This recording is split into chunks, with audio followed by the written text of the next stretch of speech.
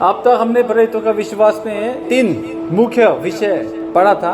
पहला पिता परमेश्वर के विषय में, और दूसरा पुत्र यीशु मसीह के विषय में, वो कौन है और उन्होंने क्या किया है। तीसरा पवित्र आत्मा के विषय में, वो कौन है और क्या कर रहा है। पिछले समय में हमने ये सीखा था, पवित्र आत्मा पाए हुए लोग कहाँ इकट्ठे होते हैं? कलीसिया। कलीसिया मतलब संसार से बुलाए गए लोग। और आज लास्ट 3 पापों की क्षमा और देह का जीवना और अनंत जीवन, ये 3 मुख्य आशीष जो पवित्र आत्मा लिए हुए लोग उनको मिलती है, वो 3 आशीष के विषय में आज हम सीखेंगे और प्रेरितों का विश्वास आज समाप्त हो जाएगा। तो पहले पापों की क्षमा से हम शुरू करते हैं। पापों की क्षमा।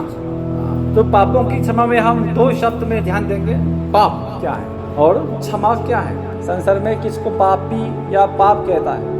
अगर किसी को मुद्रा किया, हत्या किया, या किसको व्यभिचार किया, रेप किया, या किसकी जो घर में आके चोरी किया है, संसार का जो रूल और कानून नियम को तोड़ने वाला है, और न सिर्फ तोड़ने वाला है, तोड़ के लोगों के द्वारा पकड़ा गया, तब उनको क्या कहता है? पापी कहते हैं। कानून को तोड़ दिया, नियम को तोड़ दिया है, लेकिन लोगों के नजर में नहीं आया, तो पापी नहीं कहता। और संसार में मन में किसी से नफरत किया, मन में किसी का सामान को देख के लालच हुआ, और मन में व्यभिचार किया, तो कानून में ऐसा लिखा है, मन में भी ऐसे करोगे तो ये जेल में जाएगा। है संसार में है? नहीं। संसार कहता है वो पाप नहीं है। मन में कुछ भी करे पाप नहीं है, आजाद हो जा। सिर्फ पुलिस के या लोगों के नजर में आना मत। जब तक लोगों को मालूम नहीं चलेगा तो पाप नहीं है। संसार के स्टैंडर्ड ये है, केवल दूसरों के द्वारा पकड़ी गई चीजें है ना, ये वो पाप कहती है। लेकिन बाइबल क्या कहता है? हम परमेश्वर के लोग हैं, संसार से अलग होकर अभी कलीसिया में है, परमेश्वर के राज्य में है। वचन हमें क्या बताता है? रोमियो 5:12 में देखेंगे पहले। इसलिए जैसा एक मनुष्य के द्वारा पाप जगत में आया और पाप के द्वारा मृत्यु आई, और इस रीति से मृत्यु सब मनुष्यों में फैल गई, क्योंकि सबने पाप किया। पाप कहाँ से शुरू हुआ? एक मनुष्य है, एक मनुष्य के द्वारा पाप शुरू हुआ। कौन है ये? आदम। तो संसार लोग नहीं समझ पाते, आदम ने पाप किया है, वो अपना पाप है। लेकिन बाइबल क्या कहता है? अभी क्या पढ़ा हमने? इस रीति से मृत्यु सब मनुष्य में फैल गई, क्योंकि सबने पाप किया। एक मनुष्य ने पाप किया, लेकिन यहाँ वचन क्या कहता है? सबने पाप किया। ये क्या बात है? एक जन ने पाप किया है तो सजा किसको मिलना चाहिए? उसी जिसने पाप किया है उसी को मिलना चाहिए। लेकिन सबने पाप किया है, इसलिए सबको सजा मिलना चाहिए। वचन ये कहता है, क्योंकि आदम कौन था? हमारा प्रतिनिधि, रिप्रेजेंटेटिव, हमारा रिप्रेजेंटेटिव है। एक मनुष्य आदम, सिर्फ आदम अकेला पाप नहीं किया, हमारा आदम के अंदर हम सब थे, और हमारा एक रिप्रेजेंटेटिव के रूप में आदम ने परमेश्वर के नियम को तोड़ दिया। और ये ग्रीक भाषा में पाप को हमार्थिया बोलते हैं, हमार्थिया। तो इसका मतलब है जब कोई तीर एरो तीर लक्ष्य से हटकर दूसरी जगह में जाता है, इसको हमार्थिया बोलते हैं। पाप का मतलब है या जे यहाँ तक उसके बीच तक केंद्र तक मुझे भेजना था, लेकिन ये कम पड़ा, छोटा पड़ गया, ये भी हमार्थिया। या उसे बहुत आगे तक बढ़ गया, ये भी हमार्थिया। तो हमार्थिया अगर वचन के अंदर में ये इसका मीनिंग खुला जाएगा, तो ये इसका मतलब ये है, परमेश्वर के वचन में सीधा एग्जैक्टली उसमें जाना है, लेकिन अगर उसमें हटकर दूसरी जगह में जाए, या उसमें कम पड़े, या उसे और पार करके बाहर जाए, ये सब पाप है वचन के अनुसार। परमेश्वर ने आदम को ये समझा दिया था कि मनुष्य की सही जगह कहाँ है, मनुष्य का राइट प्लेस कहाँ है। सब चीजों के ऊपर मनुष्य को रखा, और मनुष्य के ऊपर परमेश्वर खुद बैठा। तो राजाओं का राजा कौन है? परमेश्वर है। इंसान सुनने वाला, परमेश्वर बोलने वाला, न्याय करने वाला। कभी मनुष्य को ऐसा अधिकार नहीं दिया था आप न्याय करो, नहीं, मनुष्य को सिर्फ सुनना था और पालन करना था। ये हमारा सही स्थान।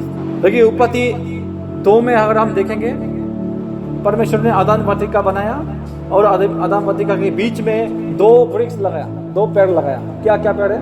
पहला जीवन का पेड़ है और दूसरा भले और बुरे का ज्ञान का फल का पेड़ है। ये दोनों को लगाया और परमेश्वर ने क्या आज्ञा दी? भले और बुरे का ज्ञान का फल कभी मत खाना। क्यों? ये जानना तुम मेरी बात सुनने वाले। अगर मैं बोला मत खाओ, बस उसमें दाऊद मान रखना, उसमें अपना विचार मत रखना, खाली सुनो, ये मत खाओ, परमेश्वर ने बोला, बस क्या करना है? आमीन, बस खत्म। हमारा मनुष्य बहुत सिंपल तरीके से परमेश्वर के द्वारा बनाया गया। अगर परमेश्वर बोलेगा ये भला है, आमीन, ये बुरा है, आमीन, ये हमारा सही स्थान। लेकिन क्या हुआ? उत्पत्ति 3 में आके आदम के द्वारा पाप आ गया। मनुष्य ने परमेश्वर के विरुद्ध विद्रोह किया। पाप का मतलब है, उसका ओरिजिन को देखेंगे, ये विद्रोही है। परमेश्वर सब चीजों के ऊपर राजाओं का राजा था, प्रभुओं का प्रभु था, लेकिन मनुष्य ने क्या किया? परमेश्वर को हटा दिया, निकाल दिया और खुद राजा बन गया। ये उत्पत्ति 3 है।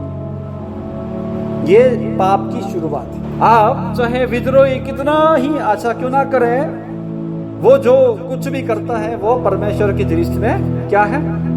पाप है। दोबारा, पाप संसारिक नजर से देखेंगे, अच्छा काम करेंगे, नियम के अनुसार करेंगे, ये सब क्या है? अच्छा काम। नियम को तोड़ेंगे, बुरा काम करेंगे, ये क्या है? पाप है। ये संसारिक नजर है, संसारिक पर्सपेक्टिव है। बाइबल ऐसा नहीं कह रहा है। बाइबल का स्टैंडर्ड क्या है? नियम क्या है? परमेश्वर, परमेश्वर के वचन है। अगर परमेश्वर बोला ये करो, क्या करना है? करना है। ये मत करो तो करना है? नहीं करना। सिंपल था। लेकिन मनुष्य ने क्या किया है? ये मत खाना। क्यों? मुझे लगता है ये स्वादिष्ट है, मुझे लगता है ये मेरे को क्या देगा? ज्ञान देगा। परमेश्वर आप बोलते हो कि ये बुरा है और ये भला है, लेकिन मैं सोचता हूँ ये अच्छा है। अपने विचार डालने लगे और अपने विचार से परमेश्वर से डिबेट करने लगे और खुद डिसाइड करने लगे। ये बात ठीक है। तो मसीह के जीवन में ये नहीं होना चाहिए। मैं सोचता हूँ इसकी बजाय क्या वचन आना चाहिए?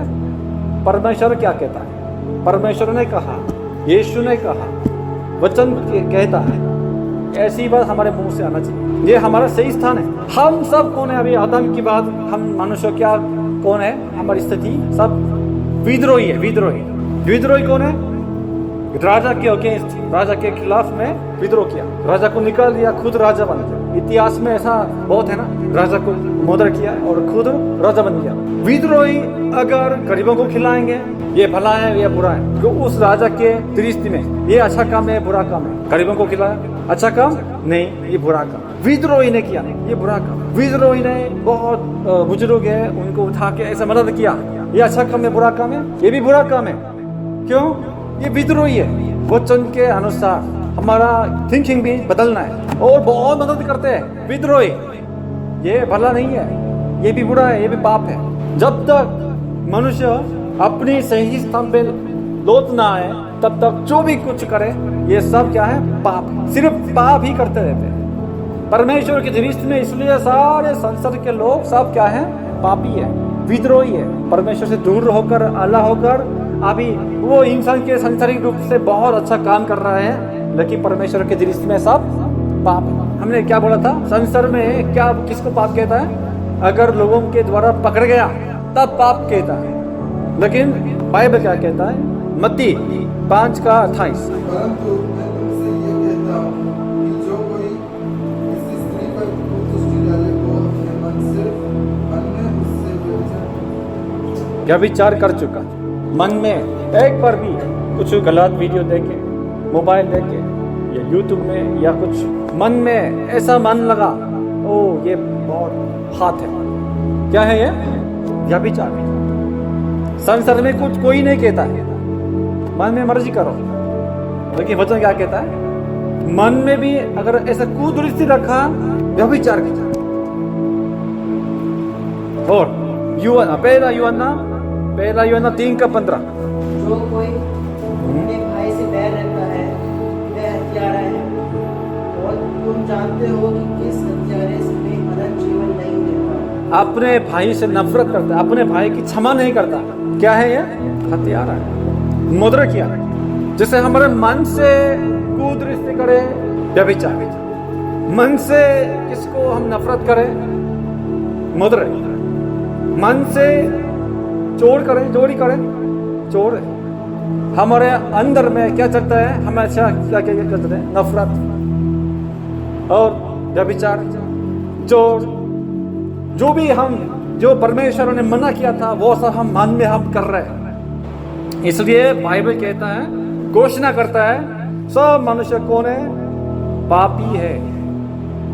रोमियो 3:23, रोमियो 3:23 पढ़िए।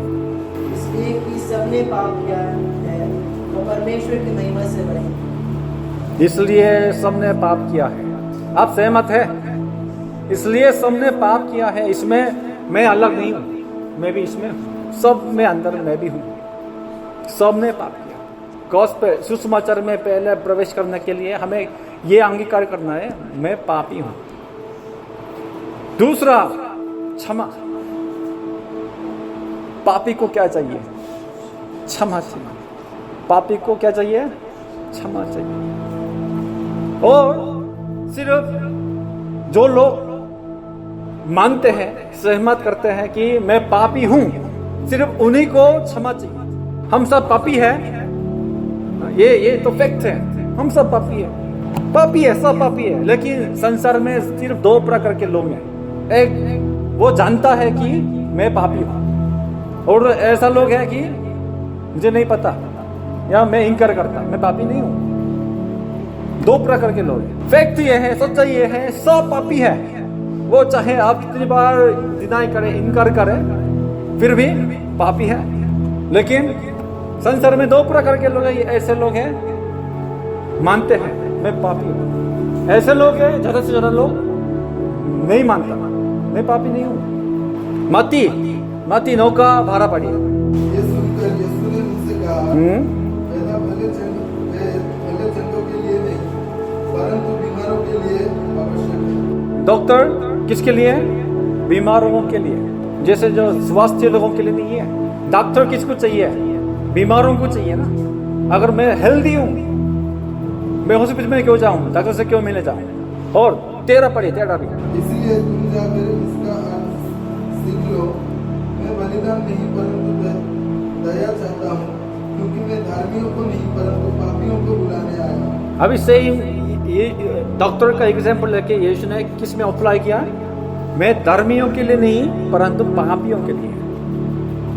सच्चाई क्या है? पापी तो कौन सब है, हम सब पापी है। लेकिन दो लोग हैं ना, अपने आप को पापी कह सोचने वाला है, समझने वाला है, और अपने आप को धर्मी कहने वाला है। यीशु किसके लिए है? पापियों के लिए। पापी तो सब है, लेकिन अपने आप को पापी मानने वाला है। यीशु हमारा डॉक्टर है। डॉक्टर के पास कौन आना है? किसको आना है? जिसके पास बीमारी है उसको आना है। डॉक्टर के पास स्वस्थ लोग नहीं आएंगे, कभी नहीं आएंगे। लेकिन सबके अंदर अगर कैंसर है, सोचिए आपके अंदर सब कैंसर है, सबको आना है। लेकिन ये एक ग्रुप है, ये जानते हैं मुझे, मेरे पास कैंसर है, इसलिए मुझे क्या जाना है? इलाज के लिए डॉक्टर से मिलना है, जानते हैं, तो ये आते हैं।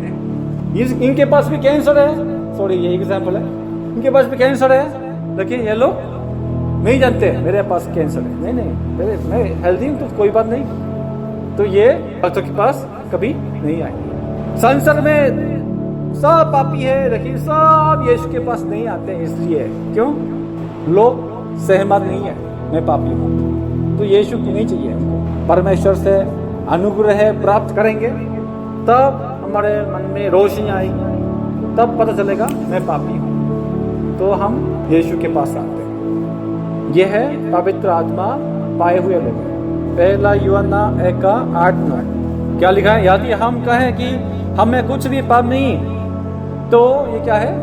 अपने आप को धोखा देने वाला है। पाप है सबके अंदर और हम में सत्य नहीं। यदि हम अपने पापों को मान ले तो वह हमारे पापों को क्या कर देगा?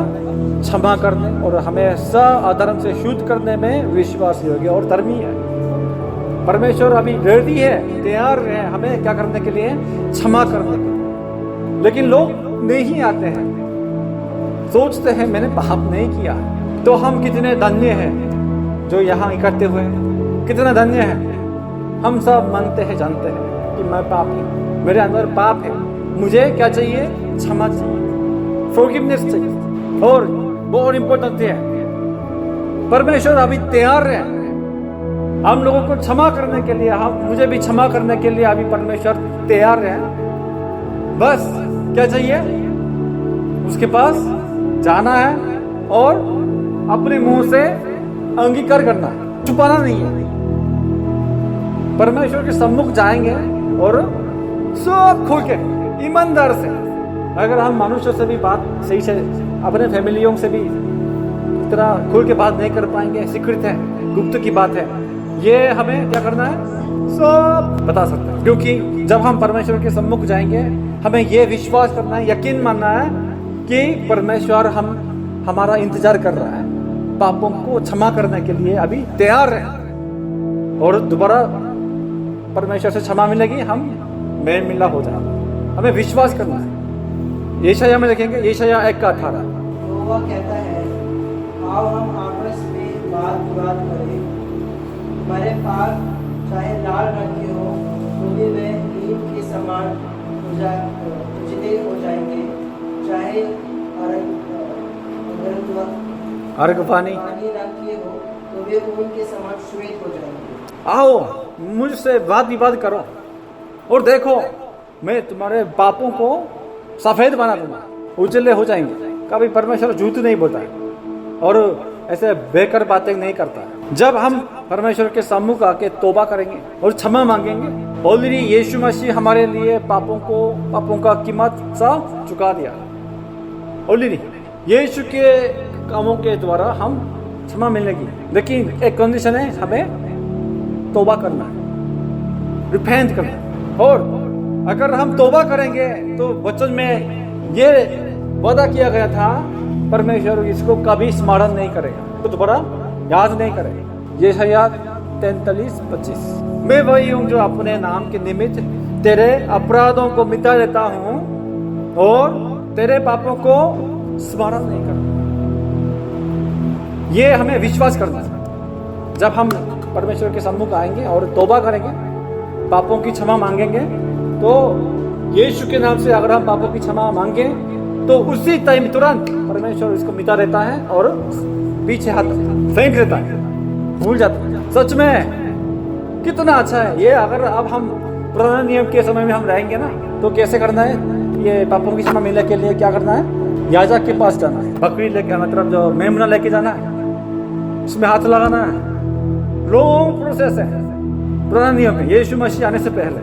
लेकिन यीशु मसीह आने के बाद अभी क्या हुआ, कभी भी अपने कमरे में बैठ के यीशु के नाम से हम क्षमा मांगता हूं, ओके क्लियर, मैं इसको स्मरण नहीं करता। प्रॉब्लम क्या है, हमारा विश्वास नहीं है इसमें। मैंने अगर पाप किया आज, तो क्या करना है, तुरंत परमेश्वर के सम्मुख जाना है, यीशु के नाम से तौबा करो, बस खत्म हो जाएगा, खत्म कहानी। लेकिन हम क्या है, तौबा तो करते हैं, यीशु मैंने जो गलती की, प्लीज फॉरगिव मी, यीशु के नाम से, फिर भी मन में शांति नहीं है। क्यों? ये विश्वास नहीं करता। परमेश्वर ने ऑलरेडी सुन लिया है, सुन चुका है और क्षमा कर दी है और पीछे फेंक दिया, भूल गया, स्मरण नहीं करते। लेकिन हम स्मरण करते हैं, इसलिए परमेश्वर से हम दूर रखते हैं। परमेश्वर कितना भला है, अभी क्षमा करने के लिए रेडी है। और यीशु मसीह का जो उद्धार है वो कितना महान है। आप है ना, तोइले में भी बैठ के भी, तोइले में आप बैठो, क्षमा मांगो, उसी तोइले में भी आप मिल जाएगा क्षमा। गली पे रोड पे चल के पता चला कि अच्छा मैंने आज पाप किया है, तो चलते चलते भी प्रार्थना करो, प्रभु मैंने गलती करी, क्षमा करो। मंदिर में जाने की जरूरत नहीं, कहीं पे भी 24 घंटे 24/7 कहीं पे भी कभी भी परमेश्वर के सम्मुख जाए यीशु के नाम से। यीशु का नाम इतना महान है, जाके अगर पापों की क्षमा मांगेंगे, उसी क्षण खत्म कहानी, पीछे हटेंगे। ओके, ये विश्वास करना। ये अगर विश्वास नहीं करके ना, तौबा नहीं करते या तौबा भी करते हैं लेकिन मन में अभी भी शांति नहीं है, फिर भी अभी भी गिल्टी फीलिंग है, मैंने पाप किया है, परमेश्वर मुझे क्षमा नहीं करेगा, ये विश्वास नहीं है। इसलिए हम ये सीख रहे हैं, परमेश्वर तैयार है। अभी अब तक हमने पाप किया है और तौबा नहीं करी, आज आपके लिए मौका है। अब इस विश्वास के साथ परमेश्वर के सम्मुख जाइए यीशु के नाम से, उसी समय आपको क्षमा मिलेगी। आमीन। सच में अब तक मैंने जो भी गलत काम किया है, कुकर्म किया है, लेकिन तौबा नहीं करी, इसलिए परमेश्वर दूर हो गया। अभी आपके लिए ये दिन है, क्षमा का दिन हो जाएगा। जो भी अब तक किया था वो आज सब क्षमा मिल जाएगी। और वो उसको लेके अगर आप परमेश्वर के सम्मुख दोबारा प्रार्थना करेंगे, परमेश्वर उस दिन मैंने तौबा तो करी है लेकिन मन में तो शांति नहीं है, आप प्लीज दोबारा मुझे क्षमा कर दीजिए। परमेश्वर क्या कहेगा? बेटा क्या बात कर रहे हो, मुझे नहीं पता, तूने पाप करी। परमेश्वर ऐसा कहेगा। वचन का मतलब यह है, अगर हम यीशु के नाम से सच्चा दिल से हम तौबा करते हैं तो ये उसी क्षण, उसी मोमेंट पापों की क्षमा मिलती है। ये हमें आशीष है, ये हमारे लिए आशीष है, ये दूसरों को नहीं मिली है, सिर्फ हमें मिली है आशीष, पापों की क्षमा। हम सब पापी हैं, इसलिए पाप सब करते रहते हैं, लेकिन क्षमा सिर्फ हमें मिलती है यीशु के नाम से अगर हम मांगेंगे। लेकिन एक पाप जो है क्षमा कभी नहीं मिलेगी। कौन सा पाप है ये? मत्ती 12:31। इसलिए मैं तुमसे कहता हूँ कि मनुष्य का सब प्रकार का पाप निंदा क्षमा की जाएगी, परंतु पवित्र आत्मा की निंदा क्षमा ना की जाएगी। पवित्र आत्मा की निंदा क्षमा ना किया जाए। पवित्र आत्मा कौन था? हमने सीख लिया। पवित्र आत्मा कौन है? परमेश्वर है, परमेश्वर का आत्मा, और परमेश्वर ही आत्मा है, इसलिए परमेश्वर पवित्र आत्मा भी परमेश्वर है ना। तो स्पष्ट रूप में पता परमेश्वर के बारे में भी जान गया, और पुत्र यीशु मसीह के विषय में भी जान गया, पवित्र आत्मा के बारे में भी सीख लिया, सब जान गया, फिर भी मना कर रहे हैं और उसको इग्नोर कर रहे हैं, कान बंद करके नहीं सुनिए। यह है पवित्र आत्मा की निंदा है। स्पष्ट है कि ये पवित्र आत्मा कर रहा है, अभी ये हमारे जीवन में पवित्र आत्मा का आके काम कर रहा है, जान गया फिर भी इसको इग्नोर करता है ना, ये कभी क्षमा नहीं मिलेगी। मतलब ये विश्वास नहीं करेंगे तो विश्वास नहीं करने वालों को क्षमा नहीं मिलती है, ये पक्का है। इसलिए पापों की क्षमा, ये आशीष यूज करना है नहीं करना है, इस्तेमाल करना है नहीं करना है, हमें ये हमारे लिए अधिकार दिया गया है, आशीष दी गई है, हमें ये यूज करना है हर दिन। पापों की क्षमा अगर जान गया, परमेश्वर अभी इंतजार कर रहे हैं हमारा तौबा के लिए, तो हमें क्यों ना जाएंगे, पाप कर सकते हैं। इसका मतलब ये नहीं है पापों की क्षमा, पाप तो क्षमा मिल जाएगी, नहीं तो पाप करते रहूंगा, ऐसा नहीं होता। ये तो शैतान का सोच है। अगर हम सच्चाई में तौबा करेंगे तो ऐसा डिसाइड परमेश्वर के सम्मुख ऐसा बोलेंगे, मैं दोबारा ये गलती नहीं करूंगा, पाप नहीं करूंगा। हाँ, जबकि हम ऐसे बोलेंगे फिर भी करेंगे पाप, क्योंकि हमारा स्वभाव तो पापी है। लेकिन हम कभी कम से कम ऐसा कोशिश करेंगे, परमेश्वर मुझे मदद करें ताकि ये दोबारा मैं ये गलती या पाप गुनाह मैं नहीं कर सकूं। पापों की क्षमा उसी समय में मिल जाएगी। आमीन। आप इसको हर दिन यूज करें। पापों की क्षमा लेके हमें परमेश्वर के सम्मुख आना है ताकि मेल मिलाप हो जाए और परमेश्वर के संग चलते रहे। पापों की क्षमा के बिना कभी भी आप चर्च में आइए, लेकिन परमेश्वर से नहीं मिल सकते हैं, परमेश्वर के संगति में नहीं जोड़ सकते। पापों की क्षमा आज तक नहीं किया है, कोई बात नहीं, मुझे करना नहीं आता, नहीं कोई बात नहीं, बहुत आसान शब्द है। परमेश्वर से जो भी आपने पाप किया है वो अभी परमेश्वर के सम्मुख खोल के बताओ, मैंने ये करा परमेश्वर, लेकिन मुझे क्षमा चाहता, मुझे क्षमा चाहिए, यीशु के नाम से मैं जाता हूँ, जबकि मेरा कुछ भला काम नहीं है, लेकिन यीशु के अनुग्रह से मैं आपके सम्मुख जाता हूँ, मुझे क्षमा करें। क्षमा मिल जाएगी, विश्वास करिए और ये आशीष आपको आपका है। मेरे मिलाप शांति आपके जीवन में आएगी। दूसरा क्या है, हमारी दूसरी आशीष क्या है, देह का जी उठना, पुनरुत्थान है। हमने यीशु मसीह तीसरे दिन जी उठा, मृतकों में से जी उठा, ये सीखा था।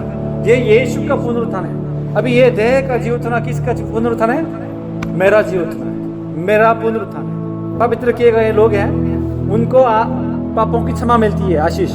और जो पापों की क्षमा मिल गई है, वो मृत्यु के बाद क्या मिलता है, पुनरुत्थान मिलता है। कौन सा पुनरुत्थान है,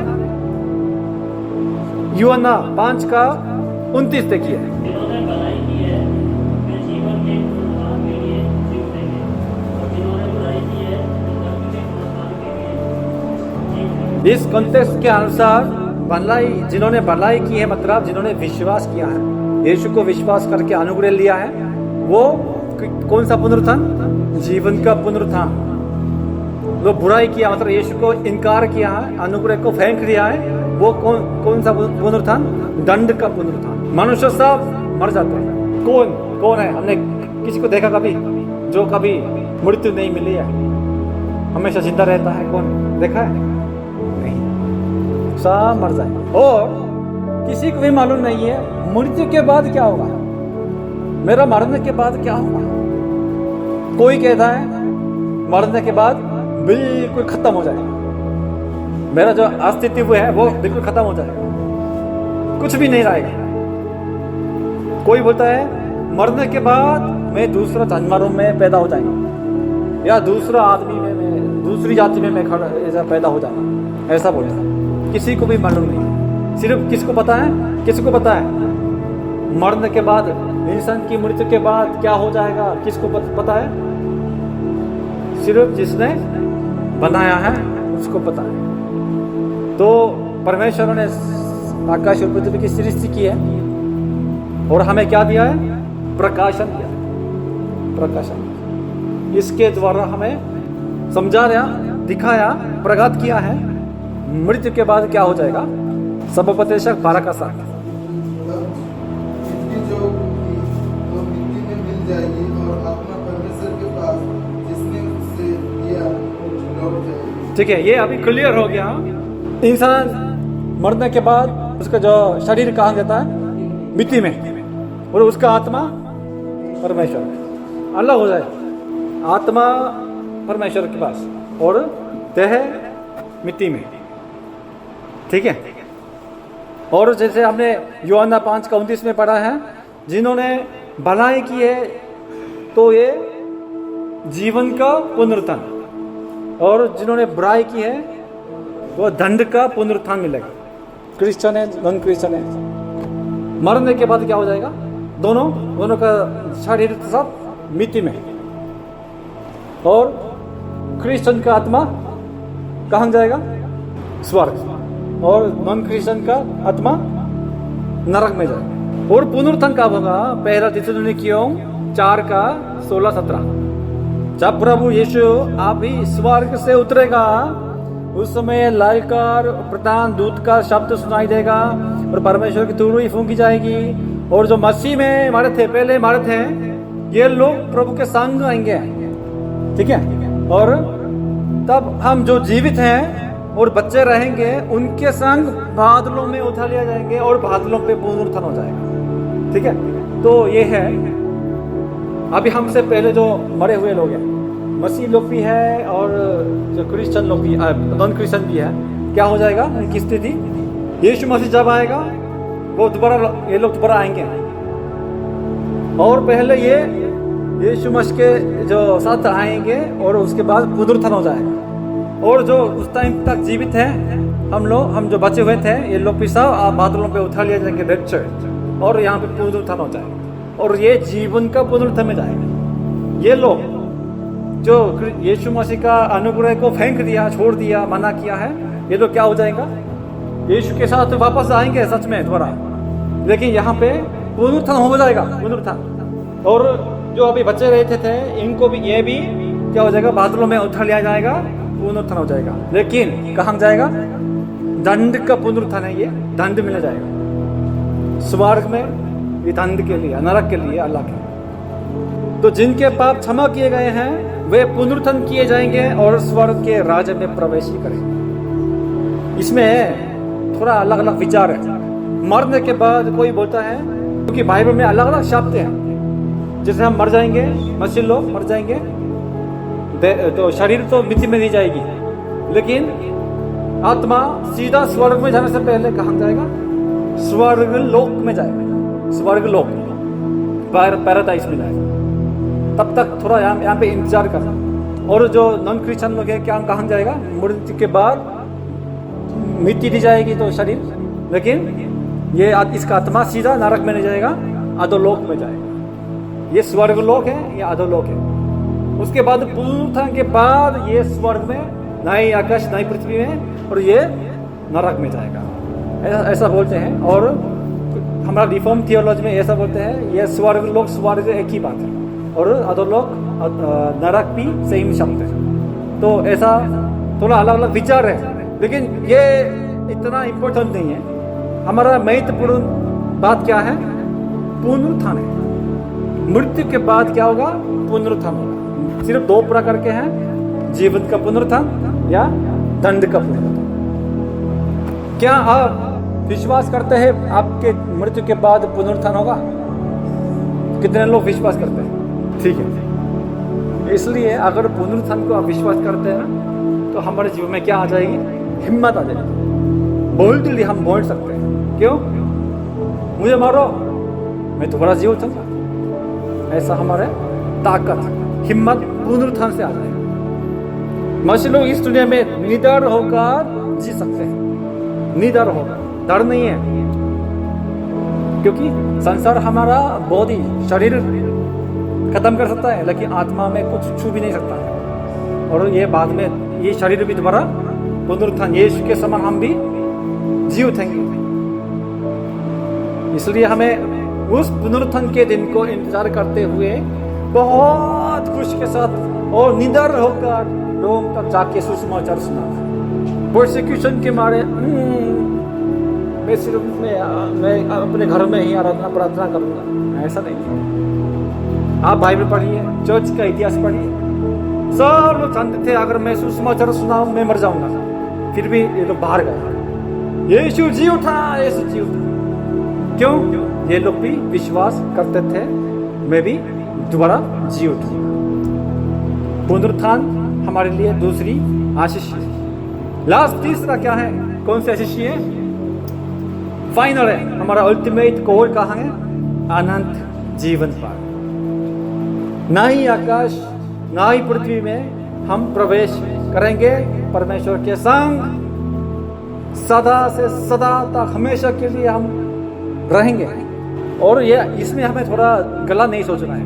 अनंत जीवन का मतलब है, मतलब मैं नहीं मरूंगा, परमानेंटली मैं वहां पे जीऊंगा, जिंदा रहूंगा, इसमें फोकस नहीं है अनंत जीवन। क्यों? पता है, ये लोग दंड का पुनरुत्थान जो मिले हुए लोग है ना, ये भी अनंत काल के लिए जिएगा, पर दोनों में बिल्कुल फर्क है। स्वर्ग में कौन है? परमेश्वर है, नरक में परमेश्वर नहीं है, सिर्फ दंड है, सजा है, ये अलग है। तो अनंत जीवन का मतलब यह है हम नहीं मारेंगे, ये इसमें हमारा फोकस नहीं है। अनंत जीवन में ये फोकस है कि हम परमेश्वर के संग रहेंगे, ये अनंत जीवन है। और अगर मैं किसी से प्रेम करता हूँ, अभी संसार में जब जिस तरह हम रहते हैं, मैं मेरे फैमिली लोगों से, मेरे पापा से, मेरे भाई से, या मेरे दोस्तों से, या मेरे बहन से मैं प्रेम करता हूँ, और हम जान गए, पक्का हम जानते हैं, सीख लिया और विश्वास किया है कि इनके मरने के बाद क्या हो जाएगा, मृत्यु के बाद क्या स्थिति होगी, सच में स्वर्ग है, सच में नरक है। हम जानते हैं ये लोग अभी कहाँ जा रहे हैं, अभी मृत्यु थोड़ा समय बाकी है इनके लिए। तो हमें क्या करना है? मनुष्यों के साथ हमें प्रार्थना करनी है, क्योंकि ये मनुष्यों के बोलने से नहीं होता, प्रार्थना करनी है।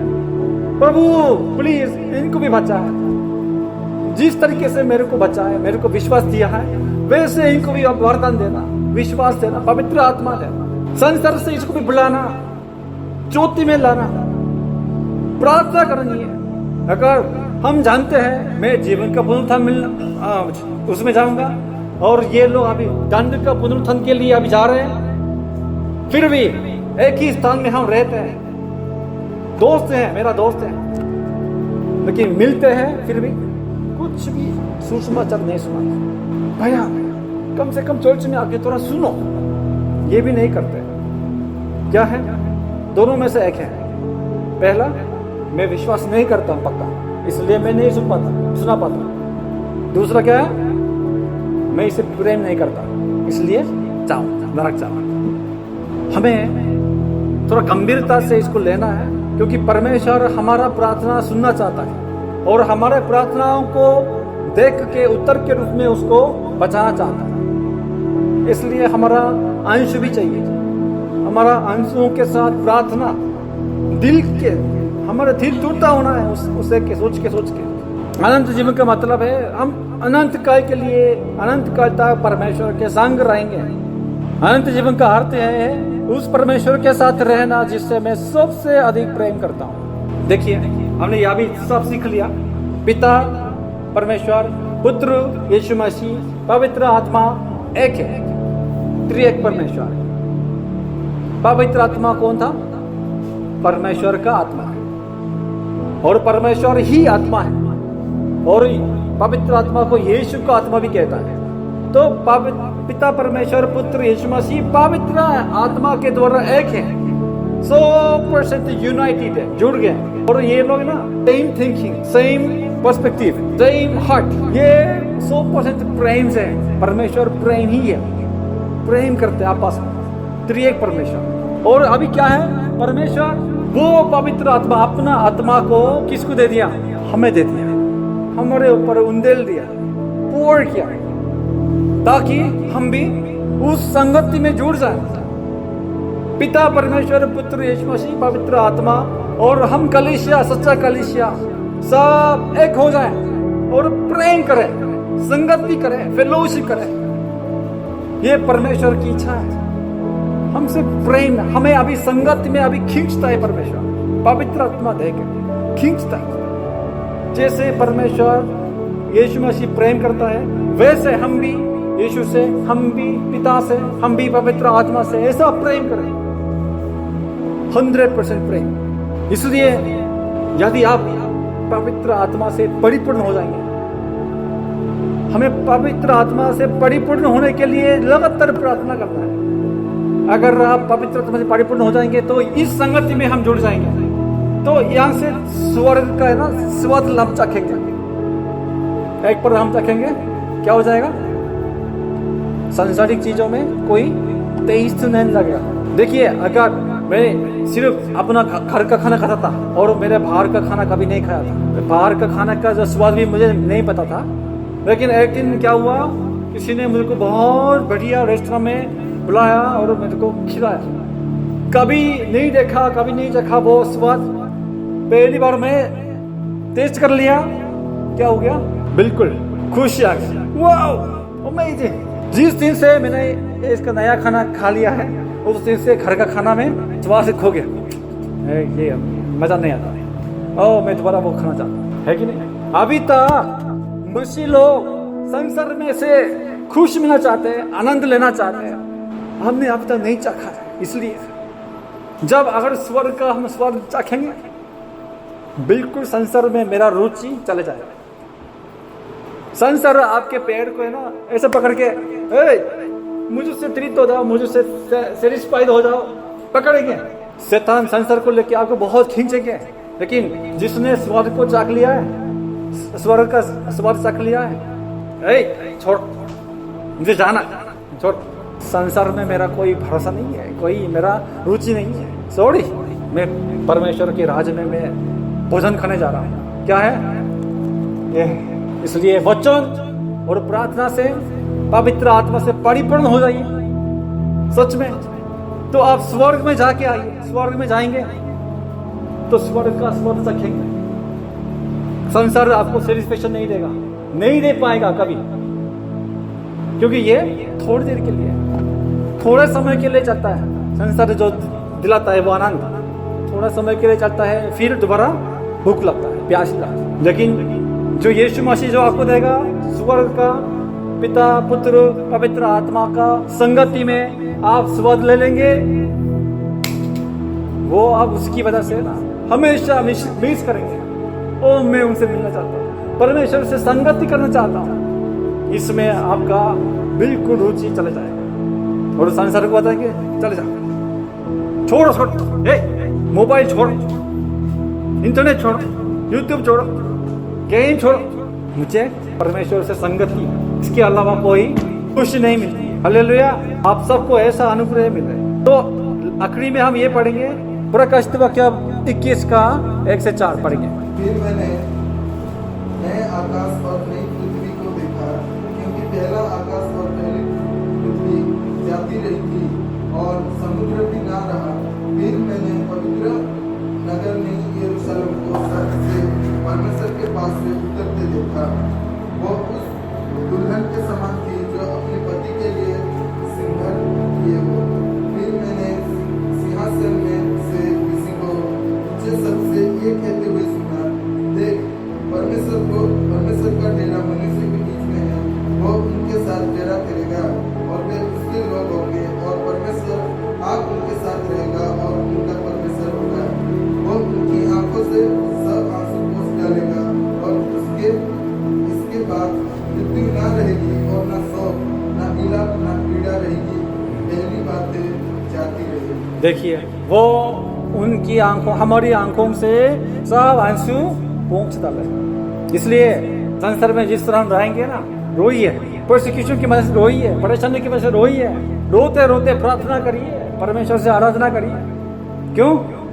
ऐसा दिन आएगा आपके आंसू सब पोंछ डालेगा, दोबारा आंसू नहीं आएंगे। और स्वर्ग में क्या नहीं है? मृत्यु ना रहेगी, कोई दोबारा मरना नहीं है, मृत्यु ना रहेगी और शोक ना होगा, दुख नहीं है, विलाप ना होगा, पीड़ा भी ना रहेगा, हॉस्पिटल भी नहीं, डॉक्टर भी नहीं। हम सब इस अंत जीवन प्राप्त करते हैं, नए आकाश नई पृथ्वी में रहने अभी हम जा रहे हैं, क्योंकि वहां पे पाप नहीं है, सिर्फ आनंद, प्रेम, शांति और विश्राम इसमें रहे। इसलिए परमेश्वर इस जगह में हमें भेजने के लिए क्या प्लान किया है?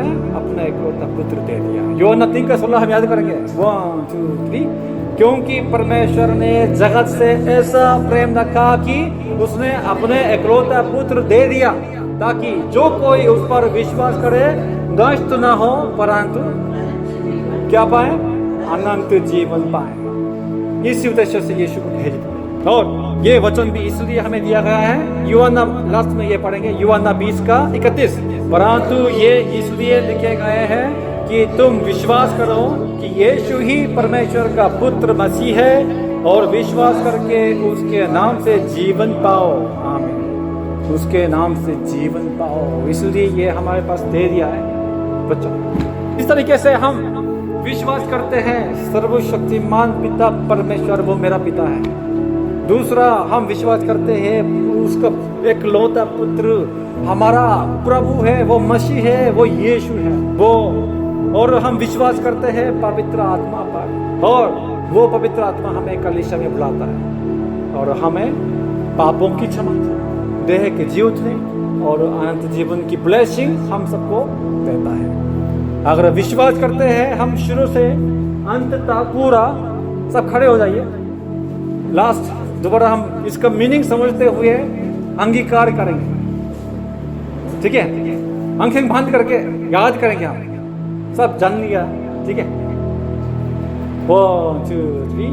मैं विश्वास करता हूँ सर्वशक्तिमान पिता परमेश्वर पर, जिसने आकाश और पृथ्वी की रचना की, और उसके इकलौते पुत्र हमारे प्रभु यीशु मसीह पर, कि वह पवित्र आत्मा की सामर्थ्य से देहधारी होकर कुंवारी मरियम से उत्पन्न हुआ, पेंतुस पिलातुस के राज में दुख उठाया, क्रूस पर चढ़ाया गया, मारा गया, गाड़ा गया, अधोलोक में गया, तीसरे दिन मृतकों में से जी उठा, स्वर्ग पर चढ़ गया, और वो पिता परमेश्वर के दाहिने हाथ बैठा है, जहां से वह जीवितों और मृतकों का न्याय करने को आएगा।